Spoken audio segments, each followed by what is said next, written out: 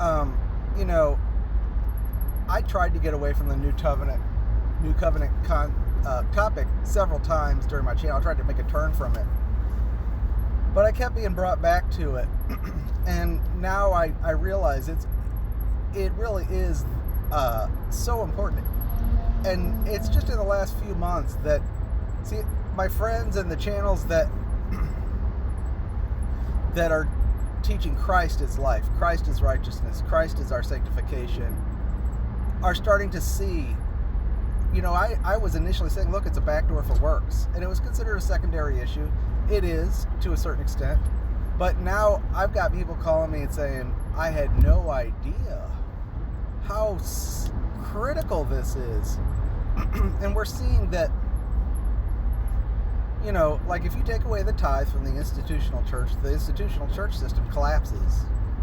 They're dependent on the tithe, which is why you can't get a solid grace institutional church, because they have to teach the tithe for the most part to keep it running, and the tithe is law. And just as in the old days, if you took up circumcision, you obligate yourself to the whole law. Today, the tithe is modern day circumcision.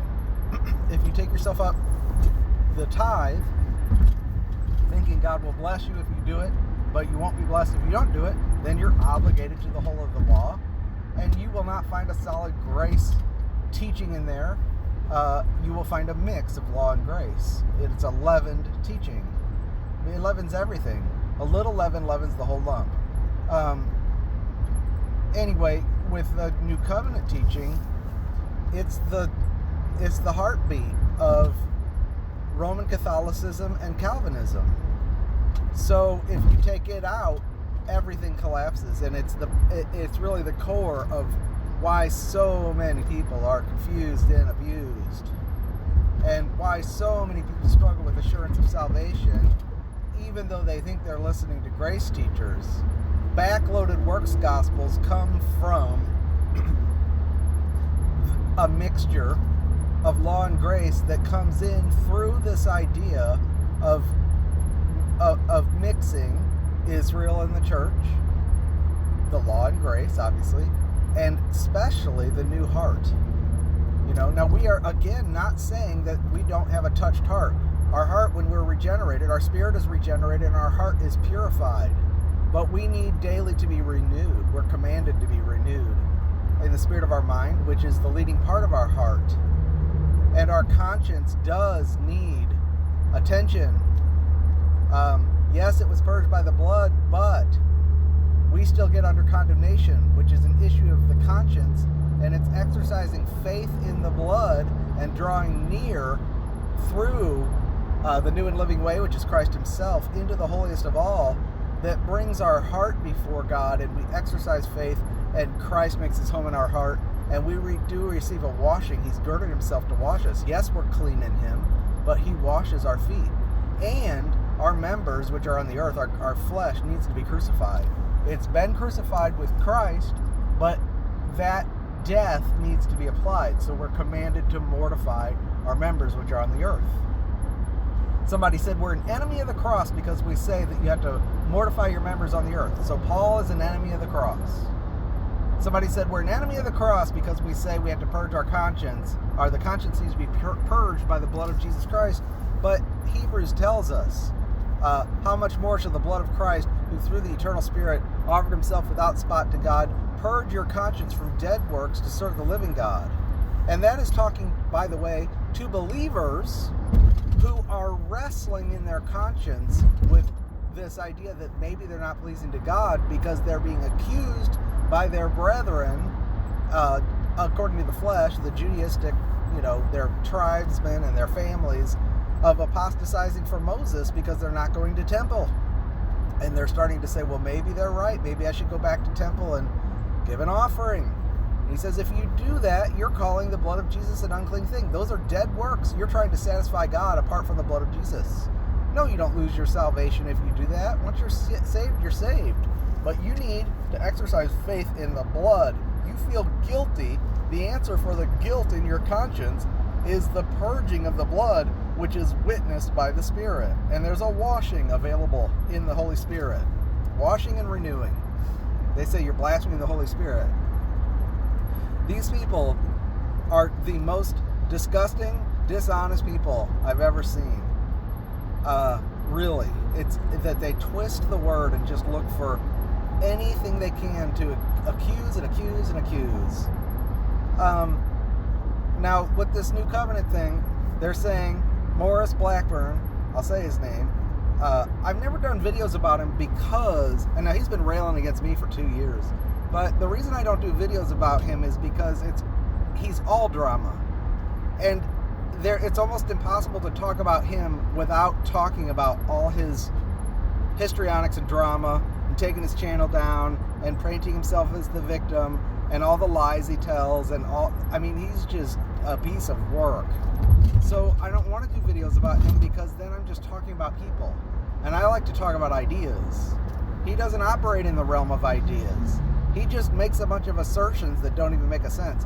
He recently said that nowhere in the Bible does it say that the new covenant is for Israel. I'm sorry.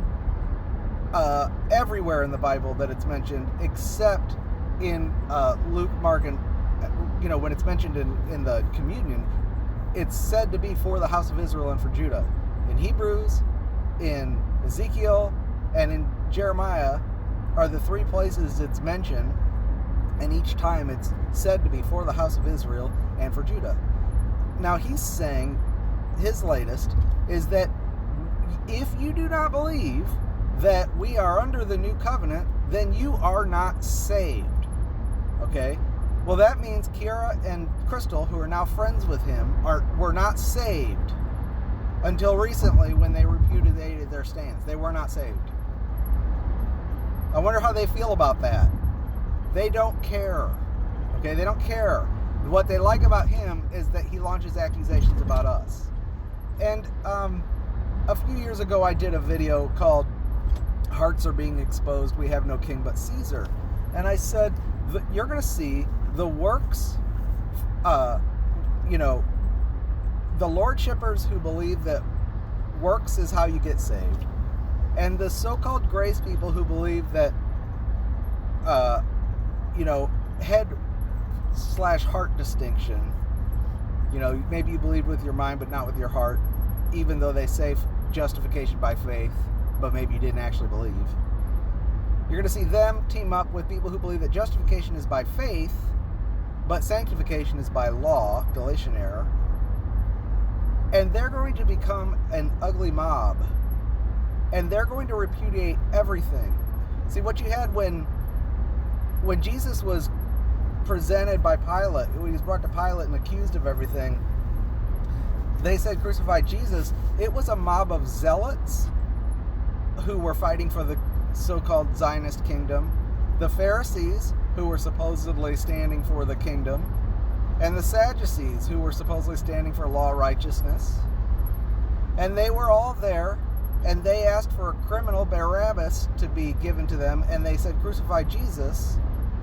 And Pilate said, well, your blood be, I find no guilt in him. And he wanted to let him go. He said, should I crucify your king? And they said, all in one accord, we have no king but Caesar.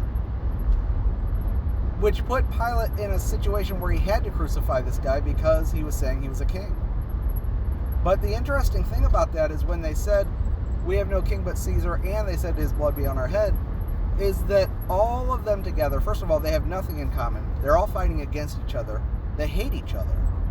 But the one thing they do have in common is that they hate Jesus, and they reject him. And the other thing they have in common is that their religious life is a sham. And they revealed it when they said, we have no king but Caesar. In that moment, they revealed that their entire religious pursuit was nothing but a sham, which is what Jesus came to reveal.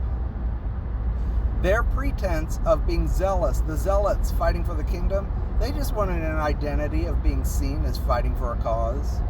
And the religious Pharisees, who were supposedly standing for the kingdom and law righteous, they just wanted glory from men in religion and law righteousness, but had taken the way of Cain. And the Sadducees wanted the same thing. they didn't literally believe the scriptures and the resurrection from the dead. They were like today's modernists, but still, none of them wanted the kingdom, and they didn't want God, and they didn't believe the prophets. And when they said we have no king but Caesar, in one accord repudiated everything that they had pretended to stand for and revealed that their religion was a sham. And I said that's going to happen. I did a video about this. You can look it up if you do a search for my channel. Hearts are being revealed. We have no king but Caesar. And that's what's happening. When you see people absolutely stop making even the slightest pretense of contending for the gospel, and then reconciling with wolves. And I'm telling you, these people hate each other. I know these people, like some of these people, real well. And I know what they feel about the people that they have reconciled with. They have renounced every ounce of any principle that they supposedly were standing for. They said they were against everything these people were standing for, but now they're friends with them, and they don't care that they lie, and they don't care that they slander, and they don't care that they twist the word. They know they twist the word. They don't care. They have thrown it all away. And they are, not only are they no longer contending for the gospel, but they're openly repudiating it by their associations. And so with the new covenant thing, somebody recently said, you shake the tree till the serpents fall out. That's what I felt like I was doing. I knew eventually everything was going to be revealed if I kept pushing on that one. And also a lot of people, no, I'm not going to be able to pull down Catholicism or Calvinism, but a lot of people got set free in their conscience from seeing that, I did believe the gospel, and there is no such thing as a believing in your mind but not in your heart, and this is Calvinism, and also seeing the glorious heavenly destiny of the church, and seeing that we are co-heirs together with Christ, has really set some people on fire and produced revival in their lives. So it's good fruit for a limited amount of people, but most people are completely rejecting the word, which they're appointed to. And God, it's almost like now God is giving us cartoons to illustrate the truths we're speaking with their reactions. Their reactions are like cartoon illustrations of what we've been talking about. Because people didn't believe me when I said it's a backdoor for legalism. They use the new heart and the new covenant. It is a way to accuse you. They're going to use it to accuse you, and sure enough, that's exactly what they're doing. So Morris is saying you can't be saved if you don't believe that we're under the new covenant. Now, here's the thing. Before I started talking about it, none of these people even knew what the new covenant is. Many of them still don't. And I have taught, and I have this whole space on my website dedicated answering all the questions, the most common questions. Yesterday, I did that Pastor So-and-so video. It was prompted from my wall. I gave that lesson. I gave that wall post about how the history. The reason we started teaching about the new covenant is because people were accusing us of not being saved, right? So we had to answer that, and also the doctrine they were espousing was new covenant, new heart. And so that's where it all started. And a lot of people got set free back then from a lot of ambiguity, and there was a clear line that these people are not grace, and it was exposed. They're closet lordshippers calling themselves the grace community, taking their stand on dreams and launching accusations at saints, and they've abused a lot of people for years.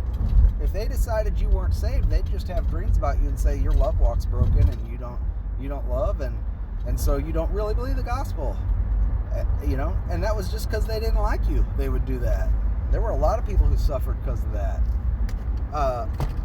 These are witches with channels.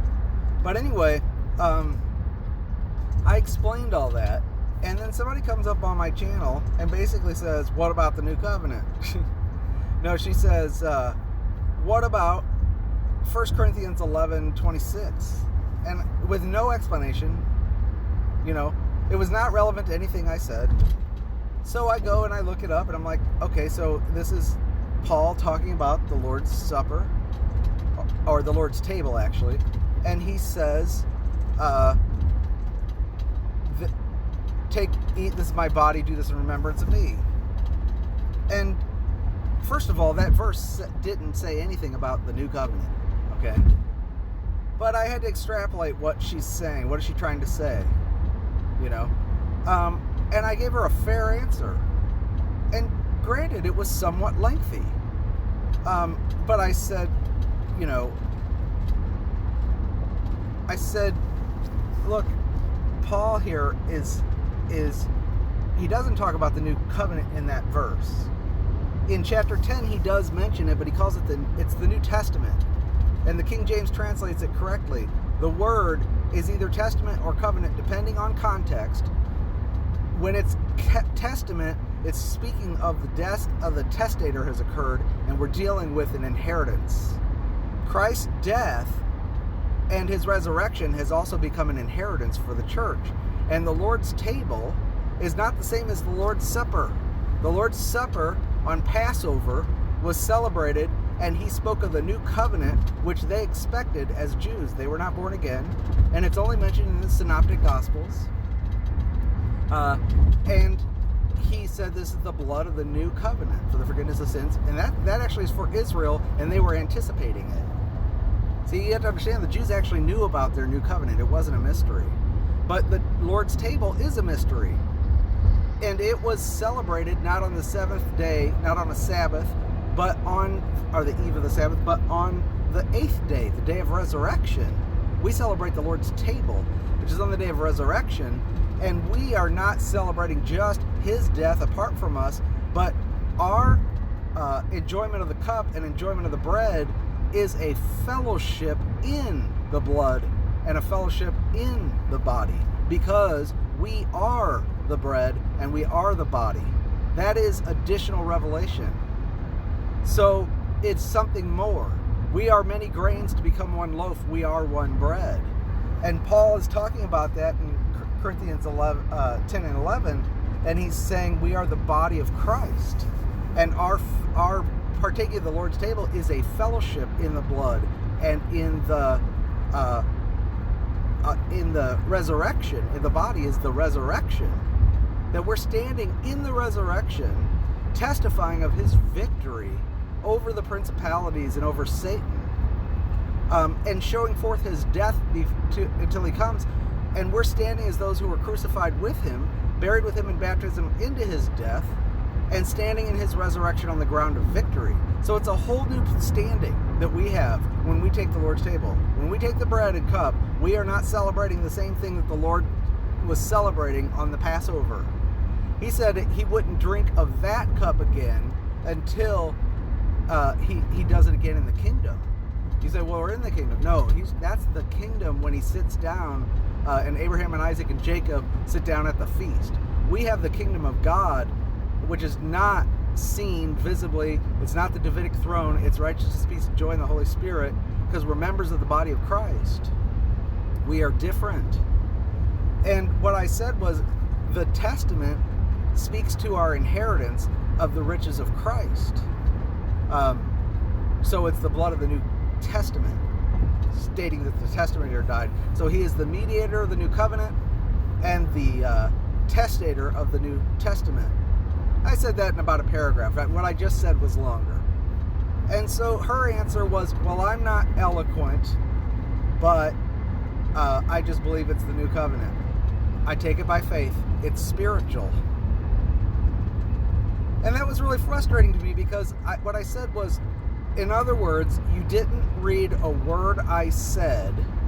You asked a question that you didn't care about the answer to. I bent over backwards to give you a thorough answer, which you disregarded, and then you just said, well, I just take it by faith. It's spiritual, which actually doesn't mean anything. And then I said, let me ask you this.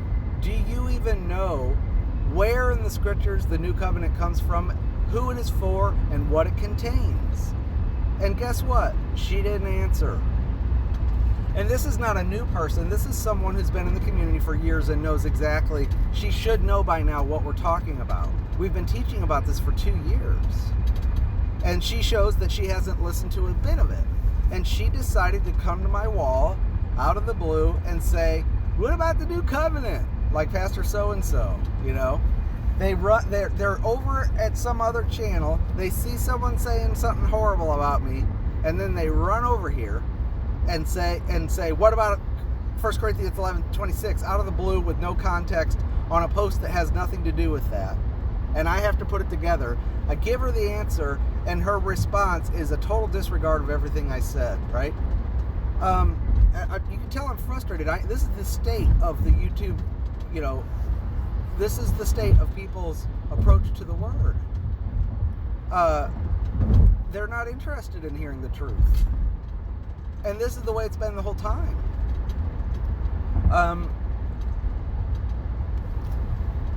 So what I noticed though was she got thumbs up on her comments, which means that there were people watching her do this.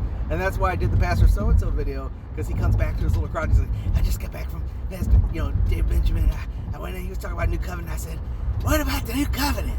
And I came back and I ran out of there. He turned the tables on me real fast and asked me if I knew where the New Covenant was in the Bible. I knew I had to get out of there. He was practicing witchcraft. That's exactly how they are. And I mean, it's ridiculous. I've been reasonable and answered patiently for years. Now I could say to Morris, you're not saved if you don't believe that our salvation comes from the everlasting covenant between the Father and the Son, based on the Abrahamic covenant and the Davidic covenant. Because Paul clearly says that in Galatians 3 and Hebrews. There's a lot more about the Abrahamic covenant and the Davidic covenant than there is about the new covenant in the New Testament. And it's clear that, especially Galatians 3, that Paul makes a big point saying, look, you cannot take your salvation from the Mosaic covenant, which came 400 years after the covenant that God confirmed beforehand in Christ in Abraham's day, which secures our inheritance. And by the way, that covenant is with Christ as well. And he is the heir. He's the seed to whom the promises were made. That's called the everlasting covenant. That's where our salvation comes from. And if you try to go to the Mosaic covenant for your salvation, you're committing adultery, putting yourself under the law, and bringing yourself under the curse. Now, the new covenant is said to be a replacement for the Mosaic covenant. It is not for the salvation of the individuals. It is for Israel to be grafted back in as a nation to live as mortals before God. Individual salvation comes through the Abrahamic covenant, which is made not with us, but with Christ. You have to believe in Jesus. He's the seed to whom the promises were made. And even those who believe in the new covenant, or believe in Jesus and partake of the benefit of the new covenant during the millennium, their salvation will come from the everlasting covenant individually, but they'll be populated in the land by the new covenant. And his blood was the blood of the new covenant, and his blood is the blood of the everlasting covenant. But no, you don't have to know any of that to be saved. What we know to be saved is that it's the blood of Christ. It's the blood of Christ before it's the blood of any covenant. It's the blood of Christ that gets its value.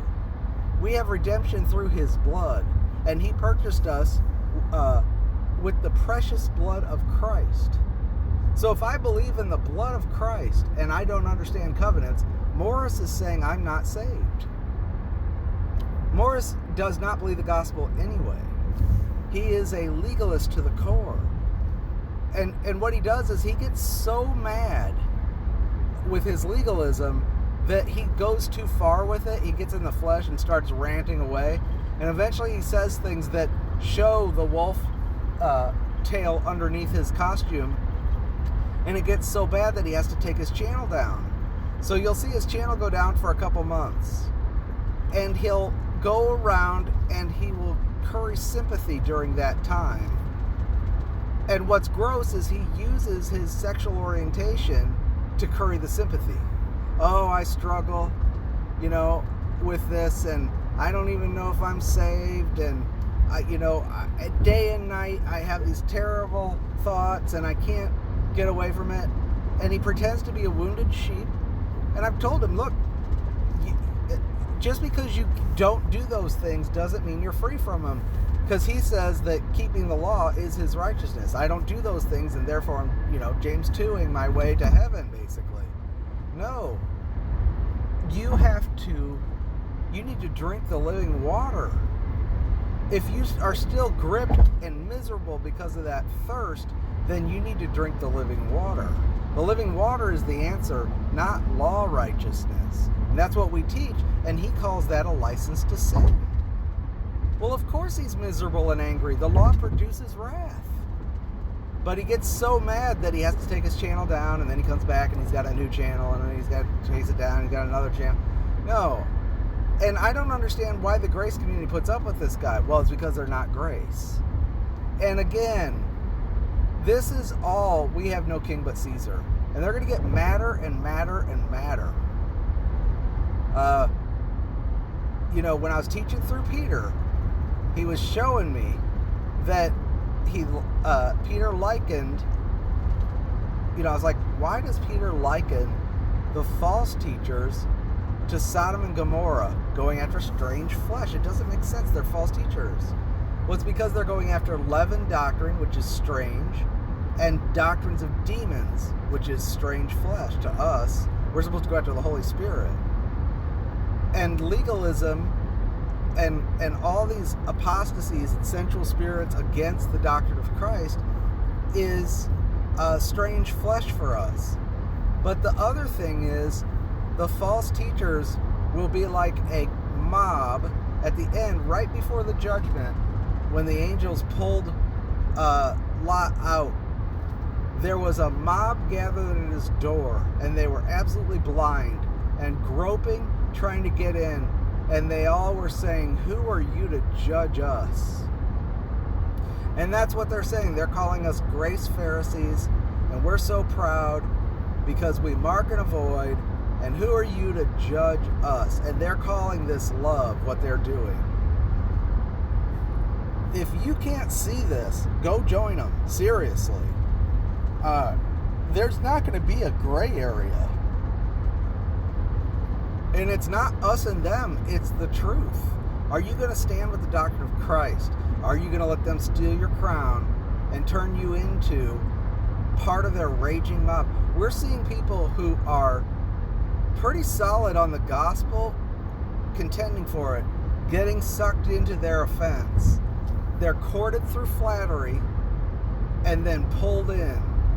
Before you know it, they're all over the walls of these people that they should not be associating with.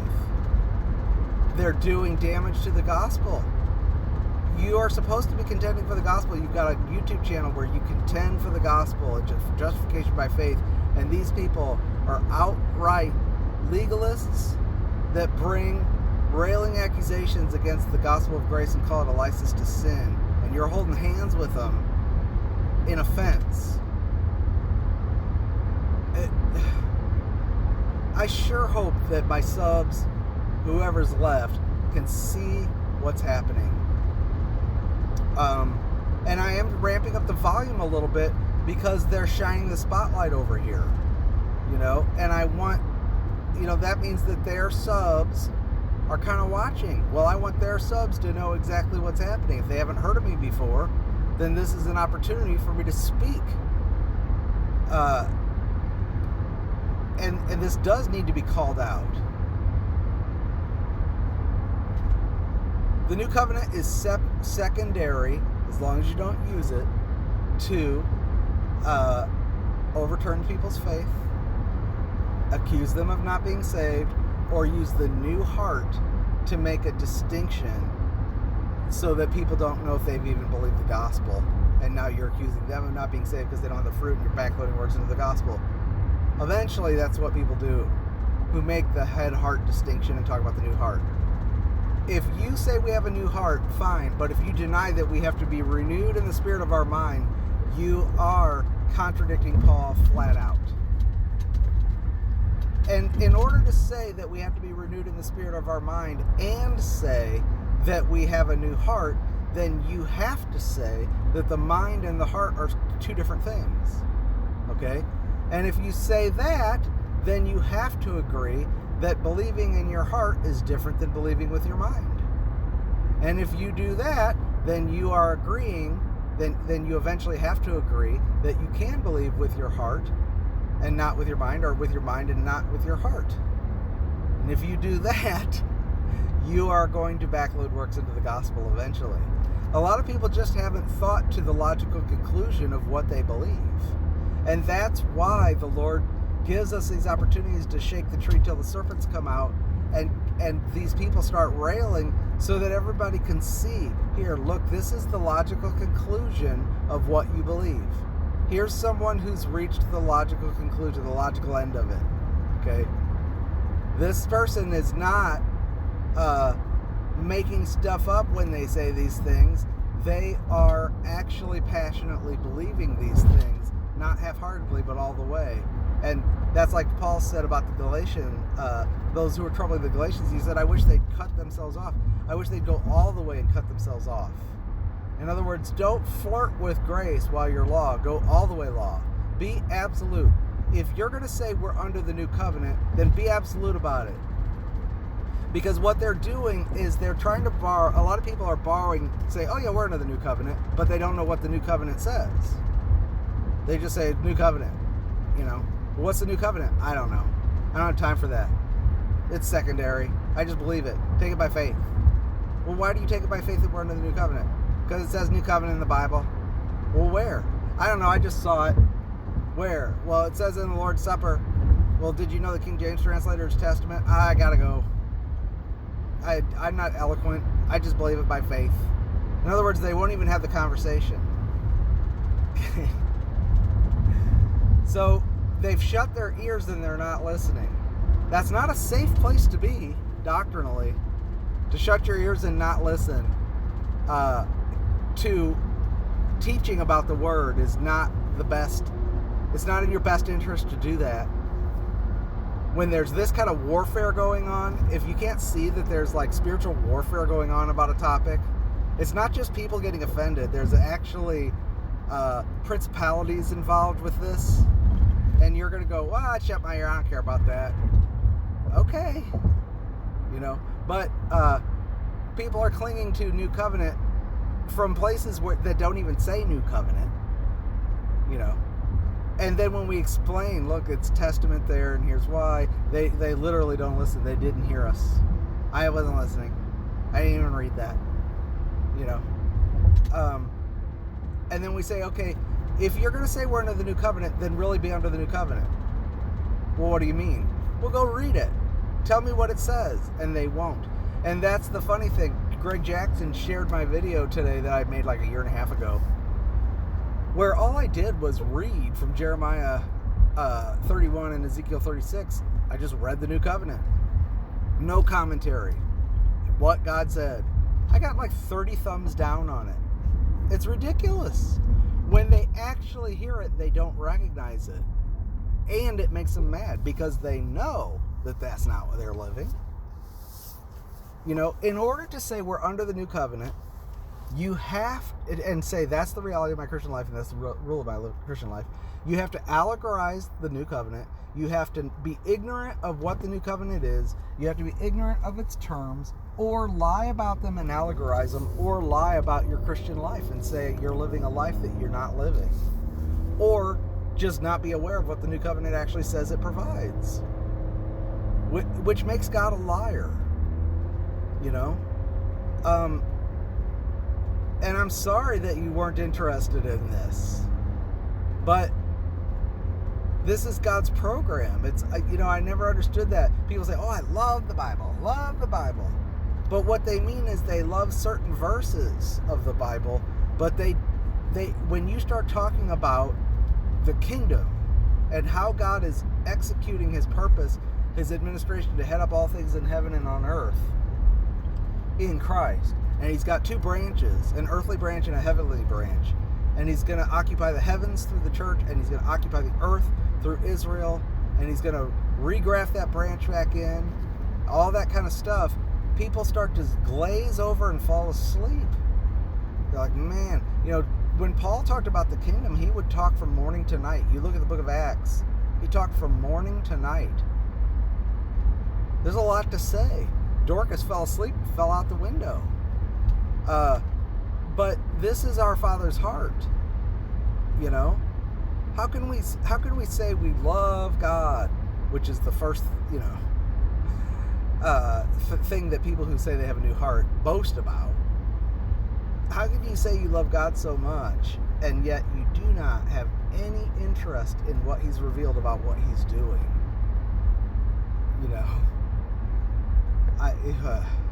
So it's really frustrating to put as much time and effort as we have in explaining and teaching. And people have said they won't listen to the body. They will not. They've isolated themselves and they won't hear any contrary views. Really? I have answered every question that's come to me. I answer and teach and teach and teach and write and write and write in response to questions in the body. And I have yet to hear questions come to me that where they actually disagree with something I've said, where they actually heard what I said or listened to the answer. The people who listened to the answers and listened to what I said started out not sure and then ended up seeing it in the scripture. They go, I see it now. I can see it so plainly in the word. I can see what you're saying. Why? Because their ears are open and they're listening. But the ones who come still asking the same questions. What about the new covenant? And, on the communion. And then you spend 20 minutes making sure you're giving them a good, solid answer. Some food. They don't even listen. They don't even read it. And then they walk away. And you've completely wasted your time. It's not a waste of time because I find it edifying. But this is the way it is. Or if they did listen to anything you said, what they were doing was looking for words in the things you said that they could take out of context and go use to say more accusations about you. And this is full time for these people. They don't have an ounce of love in their heart. They don't have an ounce of care for the gospel. They don't have an ounce of care for the church. They don't have an ounce of care for the sheep or for, the brothers and sisters in Christ.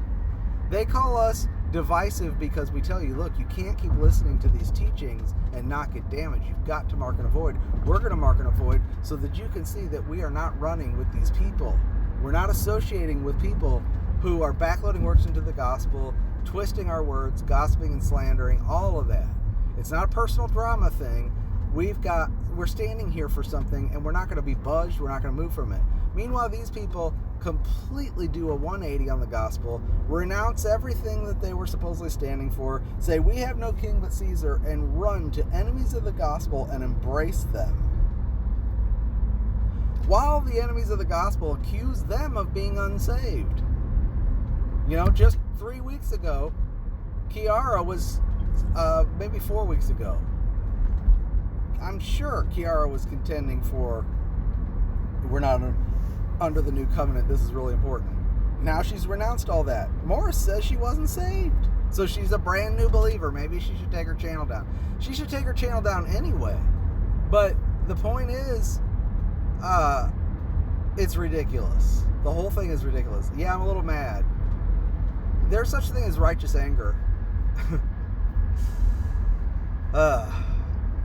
Alright.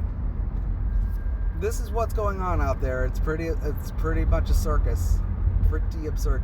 And we've seen it before. All the big channels that you see that are like gigantic so-called grace channels, especially the sensationalist ones, they've all done this a year and a half ago, 2 years ago. They all renounced whatever they pretended to stand for and showed that they were not going to contend for the gospel. If it came down to compromising in order to protect their buddies or protect their domain or their turf, they were not going to stand with the gospel. You know, they've been exposed. They're going to get exposed more. If they shine a light over here, it's time to start speaking pretty plainly. You know, there's no reason not to. We don't have anything to lose. I mean, we've already lost our reputation, right? So we just need to be bold in the Lord and be ready for Him, not in the flesh, but to speak the truth about what is going on. He did it. Paul did it. Not so much to attack people, but these people are merchandising the saints. And the only reason they're on YouTube is for their own ambition and making a name for themselves. All right, take care.